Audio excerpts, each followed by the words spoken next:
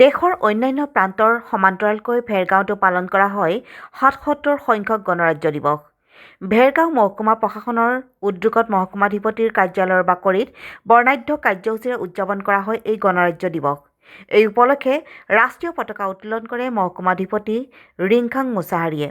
পতাকা উত্তোলন কৰি দেশৰ স্বাধীনতা সংগ্ৰামী আৰু সংবিধান প্ৰণেতাসকললৈ শ্ৰদ্ধাঞ্জলি নিবেদন কৰে মহকুমাধিপতিগৰাকীয়ে। এই উপলক্ষে ছাত্ৰ-ছাত্ৰীসকলৰ মাজত দেশপ্ৰেমমূলক গীত, নৃত্য, কুইজ প্ৰতিযোগিতাৰো আয়োজন কৰা হয়। বাৰে ৰহণীয়া কৃষ্টি লোকনৃত্যৰে উজ্জীৱিত হৈ উঠা গণৰাজ্য দিৱসৰ কাৰ্যসূচীত BTCৰ কাৰ্যবাহী সদস্য লমচাও দৈমাৰী সমন্বিতে ভালেসংখ্যক বিশিষ্ট ব্যক্তি উপস্থিত থাকে। খৈৰাবাৰীৰ পৰা ধীৰেন মহলীয়াৰ ৰিপৰ্ট।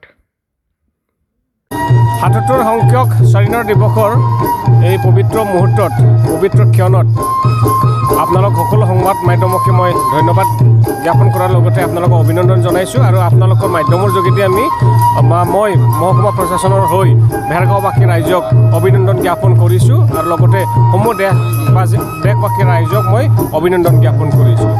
আমাৰ ভেৰগাঁও মহকুমা প্ৰশাসন হিচাপে আমি আজি ইয়াত আনুষ্ঠানিকভাৱে যি গণৰাজ্য দিৱসৰ যি কাৰ্যসূচী, সেই কাৰ্যসূচী আমি ৰূপায়ণ কৰি আছোঁ। ইতিমধ্যে আমাৰ পতাকা উন্মোচনৰ কাৰ্যসূচী শেষ হ'ল। ছাত্ৰ-ছাত্ৰী আৰু আৰক্ষী বিভাগৰ যি কুচকাৱাজ, এই প্ৰগ্ৰামটো শেষ হৈ গ'ল আৰু বিভিন্ন ডিপাৰ্টমেণ্টৰ তেওঁলোকৰ যি স্কিমছ, সেই স্কিমক লৈ পেলাই যি প্ৰতীকী যিটো প্ৰদৰ্শন, সেই প্ৰদৰ্শন কাৰ্যসূচী ইতিমধ্যে শেষ হৈ গ'ল। এতিয়া আমাৰ বিভিন্ন সাংস্কৃতিক দলৰ পাৰম্পৰিক সাংস্কৃতিৰ যিটো প্ৰদৰ্শন, সেই প্ৰদৰ্শন চলি আছে। আৰু এই সাংস্কৃতিৰ ক্ষেত্ৰত আপোনালোকক জনাবলৈ পাই সুখী হৈছোঁ যে আমাৰ আমন্ত্ৰণ মৰ্মে অৰুণাচলৰ পৰা মনপা ট্ৰাইবছৰ যি পৰম্পৰাগত যিটো নৃত্য, সেই নৃত্য তেখেতসকলে আমাৰ মাজত কিছু সময়ৰ পিছত দেখুৱাব।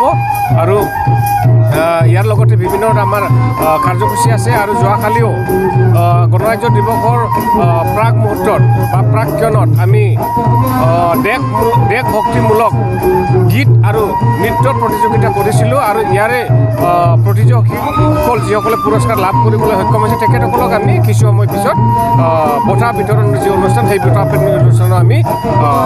অনুষ্ঠানটো আমি আৰম্ভ কৰিম। যিকোনো খবৰ আৰু বিজ্ঞাপনৰ বাবে যোগাযোগ কৰক 7896121996।